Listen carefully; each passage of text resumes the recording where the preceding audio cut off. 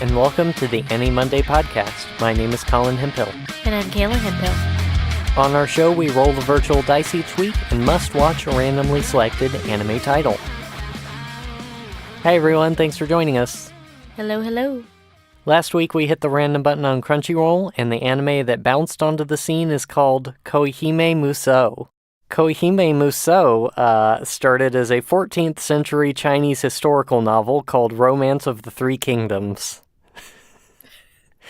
And how far we've come. That sentence will not make any sense for the duration of this podcast. Oh, man. This novel romanticized and dramatized the portrayal of the lives of feudal lords and their retainers. This comparison is, as you might expect, incredibly loose, though. So at no point for the rest of this episode will we mention that particular novel. The first property in the actual series was an adult visual novel and strategy game, quote-unquote, that came out in 2007. And then many other following properties, such as a follow-up game in 2008, a 2D fighting game in 2011, a manga series in 2008, which is still ongoing, and finally the anime series that we watched, which aired from 2008 to 2010 over the course of 3 seasons. And that leads us to Kayla. Would you like to give us a synopsis of the quote-unquote plot? Sure. Kanu is on a mission to find the bandits who murdered her family in order to avenge their deaths. On her quest, she meets many other female warriors attempting to find resolutions to the losses in their lives. Her path is lined with friendships, rivals, and ultimately, blood. Whoa, that sounds real cool. Can we watch that show? Colin, that's totally the show that we just watched. Are you sure? No, it's radically different. I worked real hard to make that sound good. Yeah, like at the very surface, that's what it is. And I guess that could be a cool show if it were done in a way that is reasonable or, fun or interesting or good or well-produced or well thought out or planned or anything. Tell us how you really feel, Colin. Okay, so I have almost nothing to say about this show.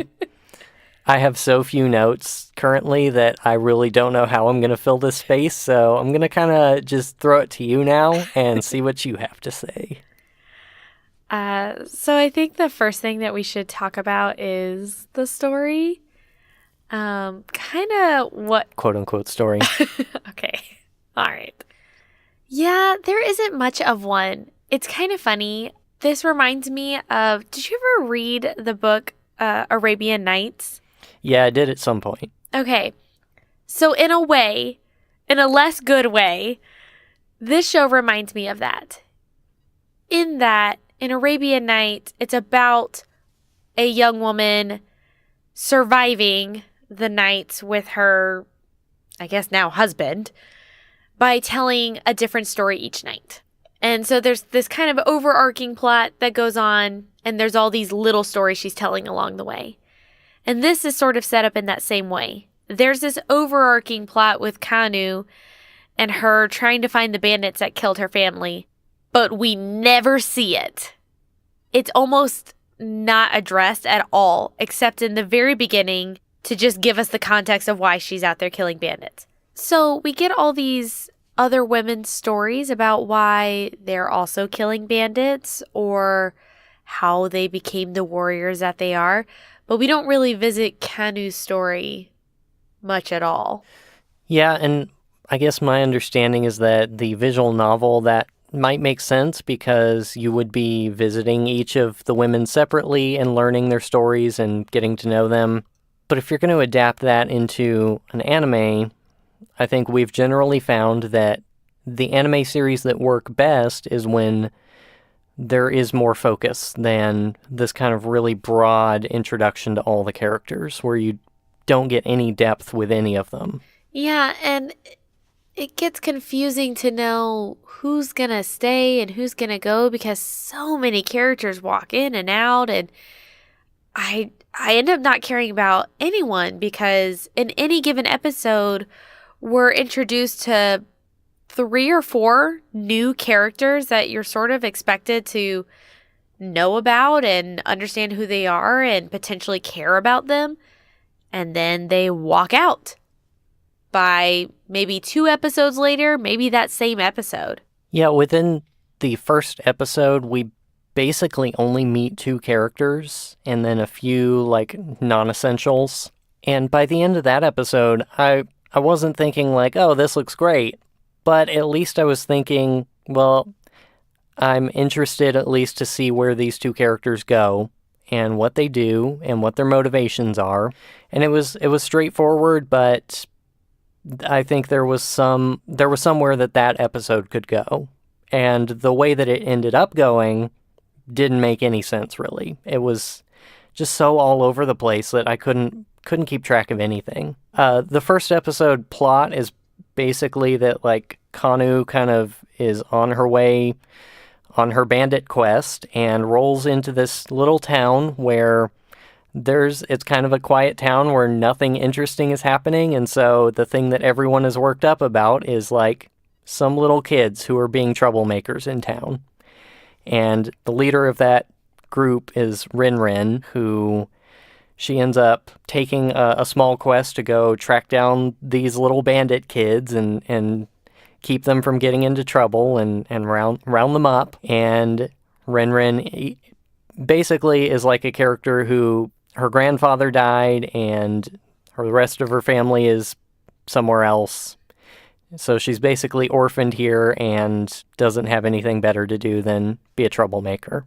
As Kanu kind of picks her up and says, hey, you're pretty good at fighting. We could go just do this thing together.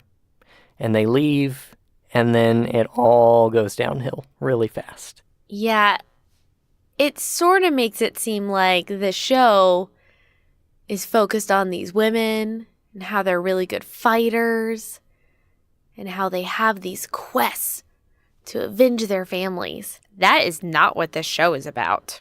It was sort of about that in the first episode. And after that, I don't even have words.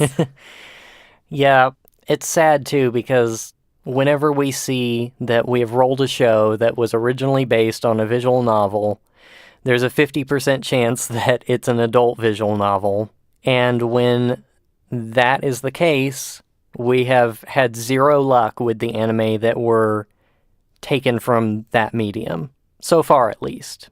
That could change in the future, but so far, these have all been very bad. So when you get to that first episode and everything seems great so far, like there aren't even any men in the show. And you think, how could they screw it up if there's no guy to, dote on the women? Well, they do. Anyway. What? Nothing, this show is so buck wild. Because, like you were saying, usually we have some sort of protagonist that you play in the game, and that protagonist is dropped into the anime series, and all the women are in love with that person, and that does not happen in the show. Yeah. Which seemed like, hey, maybe we'll, find the exception to the rule. No, they're just all interacting with each other in lots of different sexually explicit ways. And this show is probably the most egregious that we've seen in terms of how far they take things. In shows that we've watched before, there's been some like subtlety or everything up until that moment, and then somebody inevitably, stops something from happening.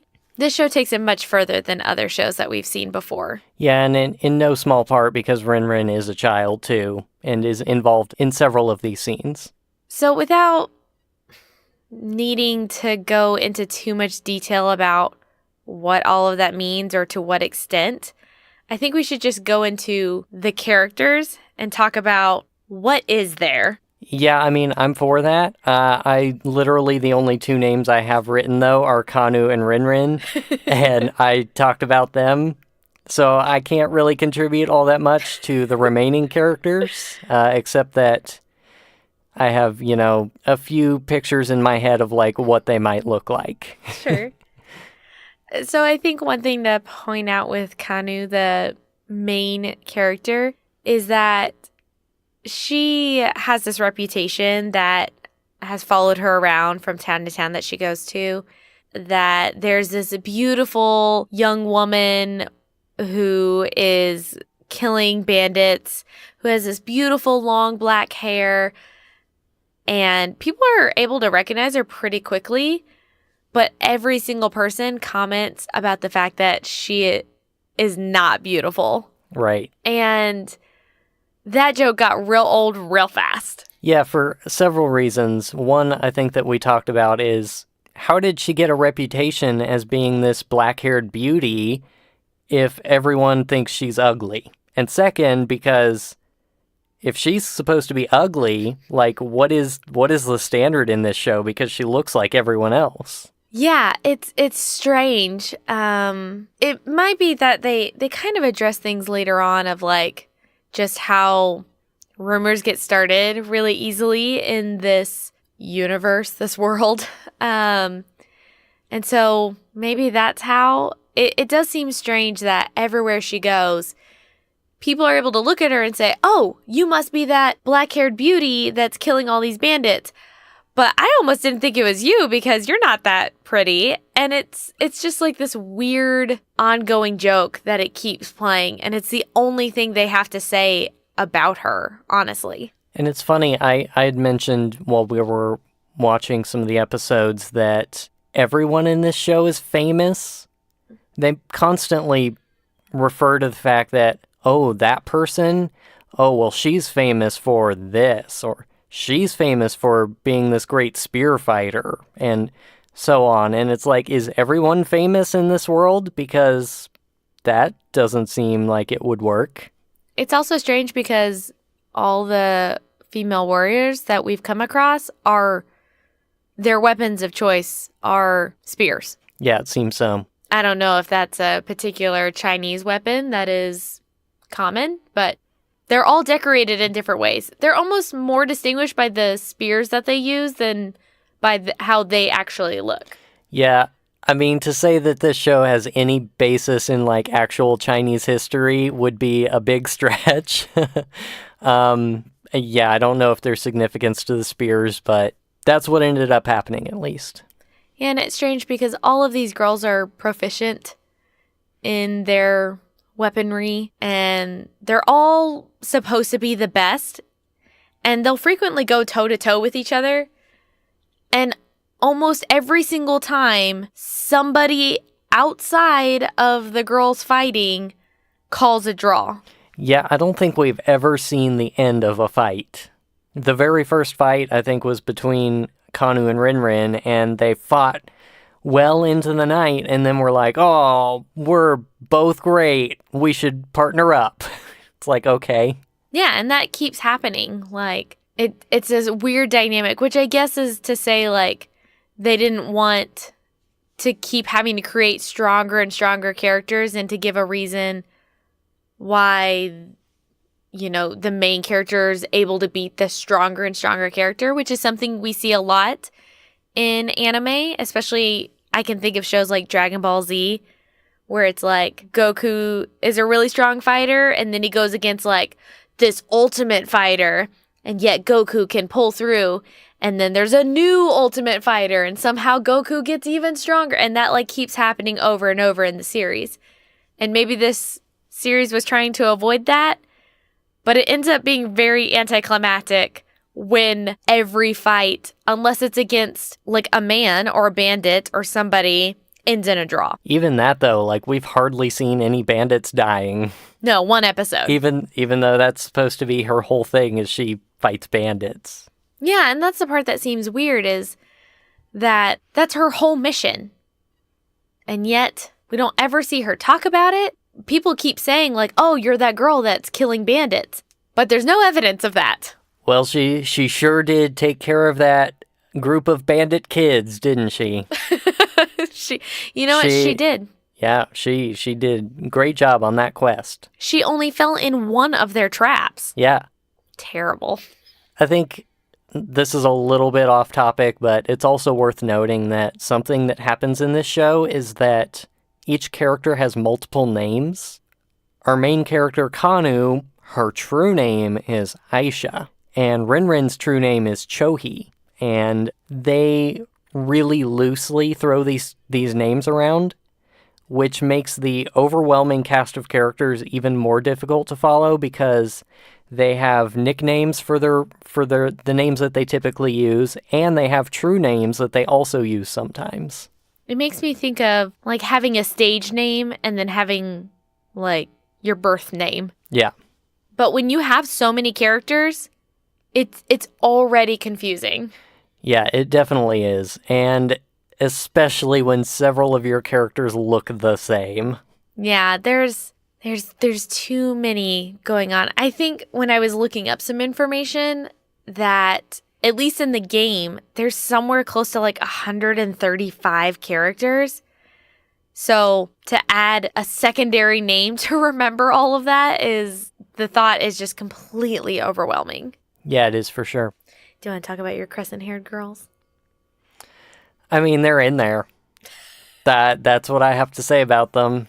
They haven't done the laugh thing yet, but there is definitely some crescent hair going on. Yeah, there's 2 girls. One of them has very big, long crescent hair, and the other one has, I called her crescent hair in training because it's very short. Yeah, hers are like more some sort of twirly pasta than full-on crescent rolls, but maybe one day. All right, well, I think maybe we should take a break. That sounds like a plan.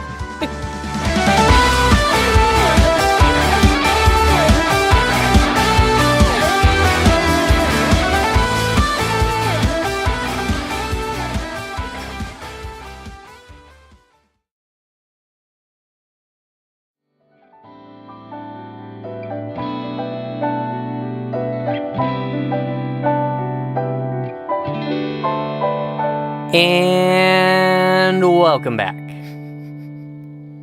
That was a lot.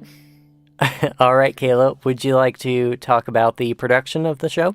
Yeah, I'd really love to talk about the character designs of the show because everybody looks the exact same. Do tell. From just about the eyes down, every single character so far has the exact same body shape.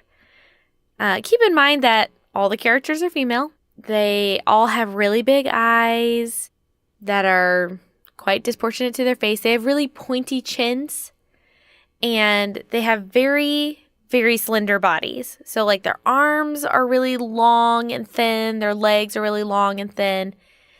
And all of them, with the exception of Rinrin, all have very large breasts. And the only way to tell any of these girls apart is sometimes by their eye color, but usually by their hairstyle. And a lot of those are still copy and pasted, and they just change the color of the hair. Yeah, it's like you'll have multiple characters who have long black hair, and one of them has a slightly different eye color, and maybe their hair has like an extra loop that the other character doesn't have. And when that's your only signal for knowing who a character is, besides maybe their voice, you're not offering enough diversity in character designs for me to be able to keep track of anyone. Especially when the things we've already talked about with their names and the sheer amount of characters is already making that difficult. Yeah, and their costume designs are also pretty similar, so Mm-hmm. This is, again, it's when you have this many characters, it is really hard to make there be a variety with how they look and how they sound. But man, it just feels like a big mess of just copying and pasting and then literally just changing the color scheme on certain characters. By the 4th episode, we had gotten a character who looked just like the main character but had brown hair instead of black. And I think her color scheme, instead of being green like the main character, was more like blue and yellow. And I think this, again, points back to that blunder that they took in episode 1, where if this had just been a story about Kanu and Rinrin, those two characters are probably the only discernible characters in the show. It's really easy to point out Rinrin at any point, and Kanu, just because you've spent the most time with her, you probably know what she looks like and what she carries and the type of clothes that she's wearing. But the second you start adding in all these supplemental characters who become the focus of an episode and those other two characters disappear for a while, everyone bleeds together. Yeah, I know this isn't the case with animated shows, but have you ever seen like a pilot of a show and then watched once it got like picked up by a network and you're like, wow, they made a lot of different choices and they cut out some characters and they added some in. That's exactly what this feels like. But of course, that's not how animated shows work. They get picked up for a whole season.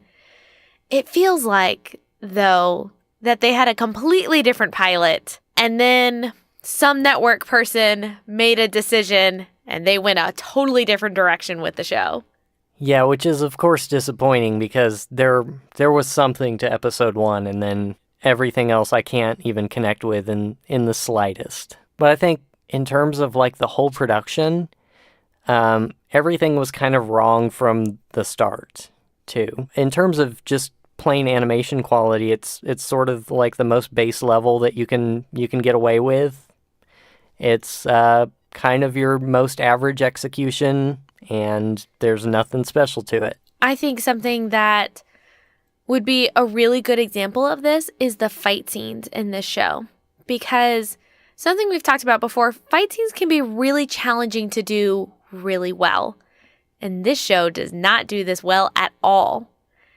And probably the most frustrating thing is that they don't even fully animate the fights. So what has happened in several of the fights that we've watched is that they'll just start doing stills of what's happening. And it's not done as like a artistic sort of expression of something that's going on. It really feels lazy. Like they didn't have the time or the money to fully animate this fight. And so they're just going to give you some highlights of what happened. Yeah, the majority of the fights seem to be just the two characters standing and looking at each other and like waving their weapons at each other. That actually was one fight where they just stare at each other and the other girl is like, "You're too strong. I can't fight you, so I won't even start." And then they stop the fight. Yeah. They never actually clash spears at all. Every single fight they bail on. Yeah. And I highly doubt that happens in the game. Like, there would be no point to the game if every fight just ended and there was no victor. So it makes me think that they literally just didn't know how to resolve anything that they were putting into the anime episodes. Yeah, and for a show that is about people trying to find justice for the lost lives of their loved ones and how much fighting is advertised for the show, is that they really did not put any emphasis or importance on that at all. It is all towards the non-important sexy time scenes. Yeah, and just to wrap up our talk about the production quality, the music is also unremarkable. Yeah, and like I was saying with the fight scenes is that it's sort of just dropped in randomly. It feels really lazy. It's like, hey, I have this joke or I have this emotion and I don't really know how to get you to feel that, so I'm just going to drop in this little piece of music. I wouldn't say that there's background music going on. It's actually mostly quiet. And then they'll just drop in these really weird little instrumental pieces. Probably no more than like 4 or 5 bars. And it's not congruent with what's happening. Yeah, I mean, I think the type of budget that we're looking at here, these were almost certainly not produced for the show. They were probably just picked from some library and dropped in. That is exactly what it sounds like. Yeah, it's unfortunate when that happens. Like, it's one thing for an independent producer to take music from somewhere else because they don't have the time or the budget, or They don't know the right people to be able to produce music specifically for a project. But even in those cases, like, people put a lot of effort into making sure that they pick the right songs that fit, and then they edit very well to make sure that they go with the type of emotion that they're trying to convey. And there's no finesse to the selections that they've made or where they're placed. Yeah, it's kind of funny. Usually we talk about how in certain shows we won't even notice the music. And in this show, I actually noticed it quite a bit, but for all of the wrong reasons. Is because something would be dropped in there and you were just like, what were they doing? What is happening? And it kind of took you out of the show even more than what was happening in the show. Yeah, and even in a lot of like Western productions, especially if you look at stuff like the Marvel Cinematic Universe, music is extremely unoffensive. It's not really meant to convey anything. It just kind of sits there. And a lot of times that's the desired effect, is it's not distracting, but it doesn't feel empty. Because videos feel empty if there's no music behind them. And if you want some evidence of that, go watch the most recent Samsung advertisement for their new folding phone. It's really creepy. I don't think I've seen this. Now I'm going to have to go see it. Well, when I showed you like that clip of the folding phone, I had the volume on my phone turned off. Turns out you didn't need the volume up because it's pretty much silent the whole time. Oh, no. Yeah, it's weird. That is weird. But yeah, this show didn't do any of those things. It just didn't utilize music well at all. Yeah, I would agree with that. So, Colin, do you want to give us some general thoughts about the show? Sure. Again, I don't have a whole lot of general thoughts. I think there's not really that much attention that I can give this show one way or another. It kind of, to me, just felt like 90% of the time was snooze fest. It had lifeless fights, jokes that fell completely flat, empty characters, and the story was just meandering and not interesting. And then the other 10% of the time was the unmentionable stuff. And that is not a great formula. So yeah, I don't have anything really positive to say about it. They could have gone somewhere with it, and they did not. Instead, they went somewhere that is just not appealing. Yeah, I'd have to agree with that. This show really, when we looked at the summary for the show, it really seemed like this could be an interesting show. Like, the premise seems generally interesting. And then we got into it, and I immediately was just like, I am not about this. I didn't like the way the characters were drawn. I couldn't get into the personalities or lack thereof of the characters. And everything just felt a little off, and it just kept piling on. It just kept being more and more things that I didn't like about the show.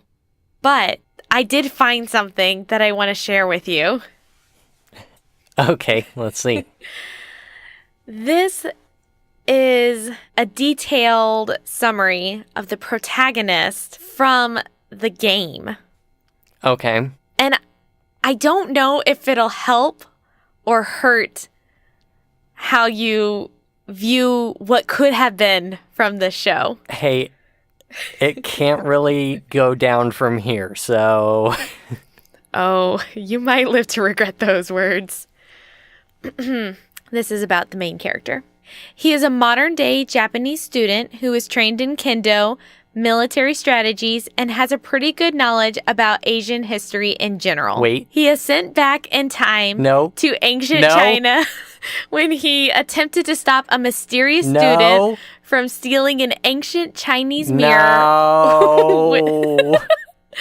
within the school's collection and ended up breaking the mirror in the process. Due to his abnormal costume, his school uniform, and manner of speech, English loanwords, he is saved by Kanu and is mistaken to be the messenger from heaven who is said to bring peace to China. It's an isekai. Yeah. Why? I don't know. But Isn't that so surprising given the show? Because we don't get any of that. Well, yeah, there's no main character. No. And certainly not a dude. No. And certainly not a Japanese high school student who is from the future. But doesn't this strangely remind you of a different show that we watched? I mean, yeah. It's almost identical. It's extremely similar to Master of Ragnarok and Blesser of Einherjar. Even that show had a mirror thing in it. Yeah, it did. Oh boy, Michael's gonna love this one. Yeah, so I feel like if this show is loosely based on a game that is loosely based off of a historical text, very loosely, it doesn't really have a sense of identity, and that comes through in the show. And it makes sense that we're having a hard time connecting to it because it doesn't know what it's trying to do. Yeah, I mean, that probably explains a lot, but it also opens up a whole bunch of questions I'm not willing to answer or ask. So, with all of this information, Colin, would you watch more of this show? You didn't even let me finish. No. Any particular things you want to say about that? I mean, I've pretty much said my piece. I think the only other thing I might mention is that I don't know who the fan base for this show is, and I'd be surprised if there is one. Like this might be a show that really nobody knows about, and the people who have heard of it ignore it for the trash it is. That's at least what I hope. Because it would completely blow my mind if there were actually people who enjoy this. And I'm just confused about who would be the fan base for this show and what they would hope to get out of it. Yeah, I'm also going to say no. Surprise. Shock, horror, awe. Yeah, there is just nothing to save this sinking ship. There's not really anything redeemable about this show. You know, usually we try to say like, oh, well, you know, but the characters were good, or oh, it had really good animation, or there's not one thing that I can look at and say, well, at least this was good. The one thing that it's good for is making fun of. And I'm glad that we have that to have an entertaining show, but even to sit through it for 4 episodes, like we got into 2 episodes and we're like, whew, do we really have to watch the next 2? Like, maybe we'll just skim them, you know? Turns out those 2 episodes were pretty nuggety. Yeah. Ugh. So, like you said, this doesn't really appeal to me in any way. So, hard pass. Yeah, I mean, I guess the show is kind of our specialty since we're the only people watching it. Well, before we wrap up the show this week, we did want to mention that we are coming up on our special episode as a celebration for 25 complete episodes of the AniMonday podcast. Woo, woo, woo, woo, woo. We've had a blast, and we're excited to keep making the show, and I think next week's going to be a whole lot of fun. Yeah. So again, if you have any questions for us, the hosts, it can be anything about us or about how we got into AniMonday. It can be about anime. It can be about podcasting. Really, whatever you've got, send it to podcast@animonday.moe, and we'll sift through it, and whatever sticks, we will answer on the show. Yeah, we'd love to answer your questions. We've already gotten lots of good questions from some of our listeners, and we're looking forward to answering those. Yeah, thanks for sending those in. And if you want to learn more about our show, you can visit our website at animonday.moe. That's animonday.moe. And if you have some of those questions or comments, you can send them to podcast@animonday.moe, Or you can find us on Facebook or Twitter. Our username is AniMondayCast, and there's links for that on our website. Thanks also to Crunchyroll for all of the anime that you provide, and for the random button, which produces those wonderful and wonderfully terrible results. If you want to follow along with us each week, we'll have a link to the current title on our website and social media so that you can watch what we're watching. Finally, thanks to C2A for providing the intro and outro music for the show. And if you want to learn more about him and hear his music, you can check out his Bandcamp. I'll provide links to that in the show notes and on our website. Are you ready to roll? I'm ready. Random button in 3, 2, 1. All right, the anime for this week is Planet With. What? Yeah, Planet With. Okay, and the first episode is called Light, 7 Flashes. Is it like Planet with Light, 7 Flashes? I don't think it's a complete thing. I think it's called Planet With. Yeah. I tried to make more sense of it. I looked at the other episode names. Nope, doesn't work. There appears to be a sentient dog in this show. I see that. So... I see the dog. Okay. Is it like Snoopy sentient? Or is it like... It kind of looks like it might be a Snoopy. Okay. There might be Max. I'm not sure. Well, we'll just see. Okay. This is a weird one. All right. Well, next week is, of course, our 25th episode, and we will return with Planet With in 2 weeks. Woo! We'll see you next week. All right. Bye, everyone. Bye.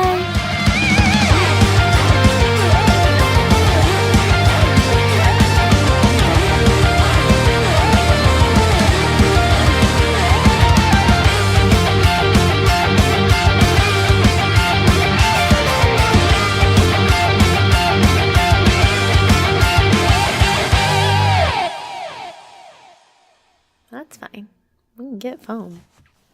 I should probably just order that. It's real cheap. Can I have the Vocalista? This is what we should be advertising. No. What? Why? It's amazing. This episode of the AniMonday podcast brought to you by Nasal Strips. Off-brand HEB versions. For all of your breathing needs. Mm-hmm. What do they want? To know all about Better us. hosts. Oh, that's so sad. Welp.